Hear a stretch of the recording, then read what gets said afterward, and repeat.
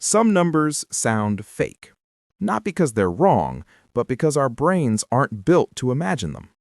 Today, SpaceX is being described as a $100 trillion opportunity.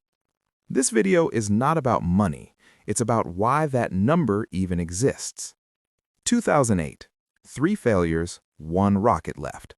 If the fourth Falcon 1 didn't work, SpaceX was done. It worked. But the real breakthrough wasn't survival, it was what they learned from failing. Every rocket before SpaceX was thrown away after 1 flight, like building a 747, flying it once to Tokyo, and crashing it into the ocean. SpaceX asked a different question. What if rockets came back? That single question changed spaceflight forever.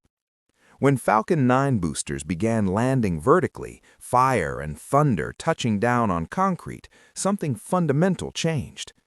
Spaceflight stopped being rare. Costs dropped by 10x, then 50x.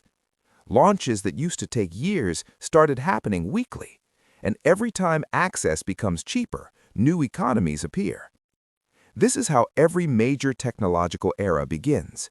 The railroad, the internet, the container ship. SpaceX just did it for gravity. Then SpaceX did something that looked unreal. A booster taller than a 32-story building, returning from space at supersonic speed and being caught mid-air by mechanical arms. No ocean, no barge, no waste. This wasn't spectacle, it was a signal. And industrial systems scale. When Henry Ford perfected the assembly line, cars stopped being luxury items. When container shipping standardized, global trade exploded. SpaceX just made rockets boring. And boring means repeatable. Repeatable means cheap. Cheap means everything changes. The $100 trillion idea doesn't come from spreadsheets. It comes from a chain reaction.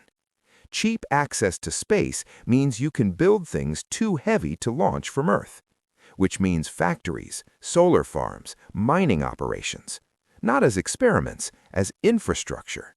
And infrastructure creates economies. To put it in perspective, the entire space economy today is worth $500 billion.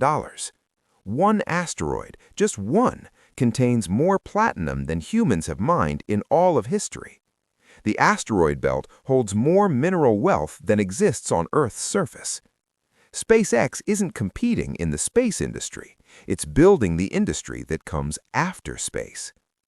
Imagine a future where heavy industry moves off Earth, not because it's cool, because Earth's environment is too valuable to fill with smoke. Energy is collected in space, solar panels that never see night, never see clouds, beaming power down 24/7. Large structures are built in orbit, space stations the size of cities, not cramped labs, places where people live. Humanity lives on more than one planet, not as tourists, as civilization. In that world, the company that built the road doesn't just profit, it defines the system. That's why SpaceX is described as a $100 trillion opportunity. Not because the number is exact, but because the scale is unprecedented. Right now, everything humans have ever built exists on one planet. Every city, every factory, every person. We've been a single-planet species for 300,000 years. SpaceX is trying to change that in our lifetime. If they succeed, the economy doesn't just grow, the economy multiplies. Because you're not adding resources, you're adding worlds. The moon has helium-3 for fusion power. Mars has water for fuel. The asteroid belt has metals for construction.